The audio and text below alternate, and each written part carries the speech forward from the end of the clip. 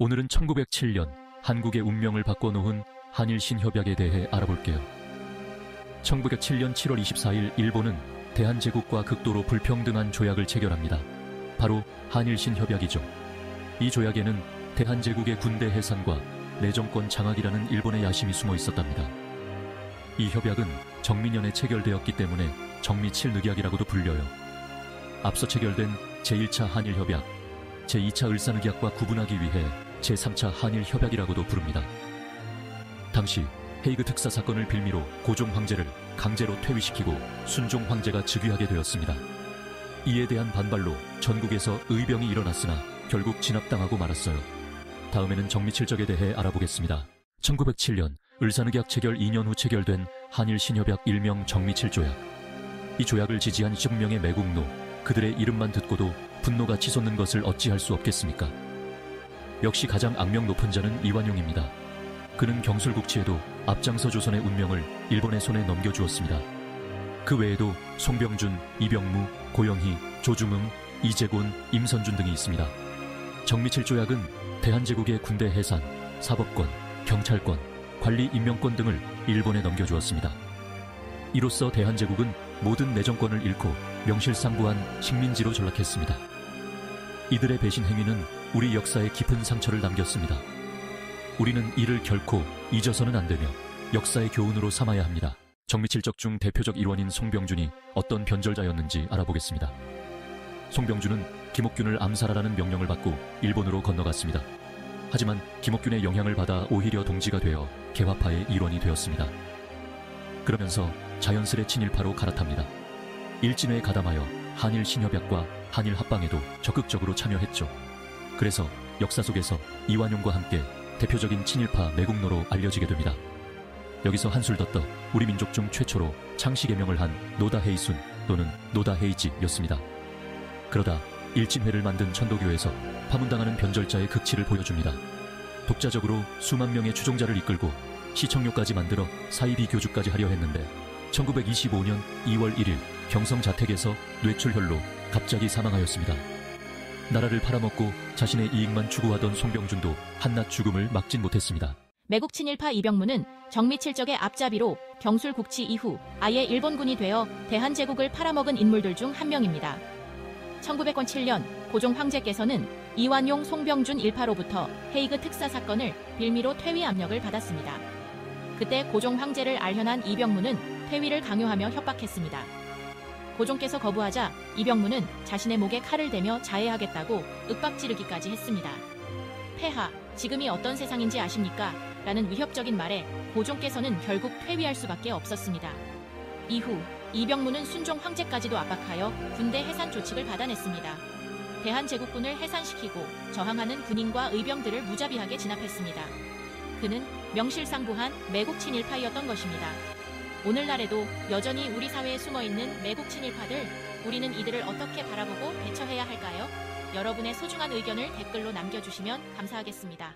개화파와 독립협회의 발기인으로 활약했던 고영희, 19세의 젊은 나이에 역과 일본어에 급제하며 1876년에는 김기수 등 수신사일행과 함께 일본을 방문하기도 했죠.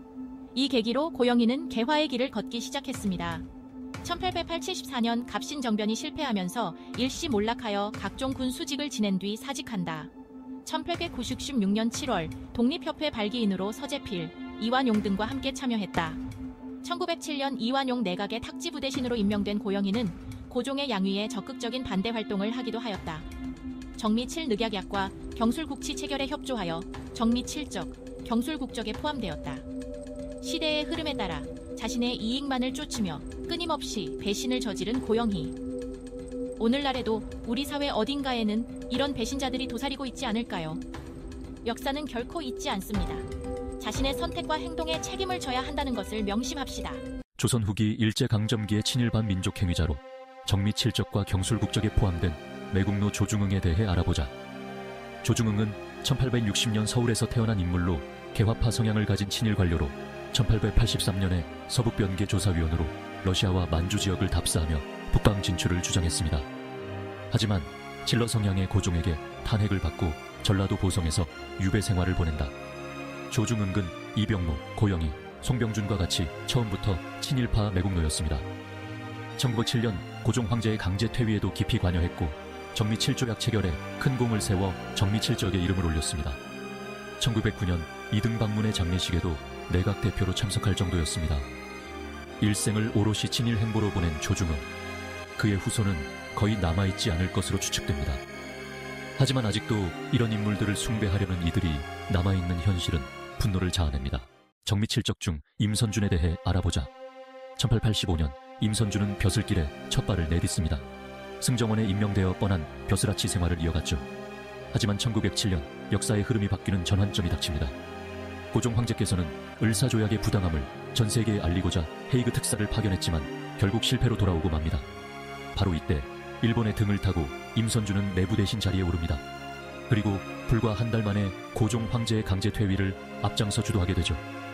나라를 팔아먹은 정미 7적, 즉 조국을 배신한 7배신자 중 하나로 이름을 올린 임선준. 그는 대한제국을 일본의 소나기에 넘기는 정미 7조약 체결에 앞장섰습니다.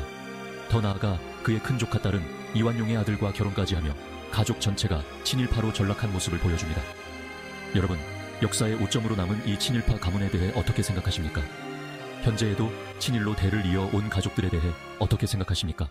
불평등 조약을 앞장선 정미 7적 중 불교계를 휘어잡은 이재곤. 한일 병합 이후 그는 왕실과 불교계를 중심으로 끊임없는 친일 활동을 펼쳤습니다. 조선 총독부의 지원을 받은 30본산 연합사무소 고문, 1917년에는 불교 옹호회 고문 등을 역임하며 1915년 다이쇼 천황 즉위 축하를 위한 행사가 경성신사에서 열렸을 때 참석했고 1917년 순종이 일본 황실 참배를 갈 때 수행했다. 그의 가족 이야기는 매우 충격적입니다. 7남 1녀의 자식 중 사남 이관용과 오남 이순용은 일본 식민 통치에 맞서 싸운 독립운동가였습니다. 호부견자 매국노 을사오적 권중현과 반대적인 상황. 역사의 굴레가 아이러니합니다. 우리 자녀들이 어떤 길을 선택할지 알 수 없듯 과거의 친일파들은 어떤 미래를 꿈꿨을까요? 아직도 본인의 자식이 미래 어떤 인물로 살아갈지 모르는 현재 매국노들의 미래가 궁금합니다. 여러분, 역사 속 배신은 언제나 혐오와 분노의 대상이 됩니다. 하지만 이완용이 저지른 배신은 그 어떤 배신과도 비교하기 어려울 정도로 엄청난 규모였습니다. 1905년 굴욕적인 을사늑약을 체결하였습니다. 이완용은 일본과 비밀 협정을 맺고 조선의 외교권을 넘겨버림으로써 우리 민족을 배신한 대표적인 인물입니다. 그와 함께 을사오적이라 불린 5인의 매국노들, 그 중에서도 가장 흉악하고 잔인했던 자가 바로 이완용이었습니다. 이완용은 1907년 정미 7조약에서도 앞장서 대한제국의 군대를 해산해서 이는 대한제국의 군사적 독립성을 완전히 상실하게 만든 사건입니다. 1910년 한일합병조약에도 적극적으로 참여하여 대한제국의 완전한 멸망을 초래했습니다. 이완용은 일본으로부터 자귀를 받고 재산을 축적하는 등 친일파로서 개인의 이익을 챙겼습니다. 그는 죽어서도 역사의 치욕으로 민족 비극의 상징으로 남아있습니다.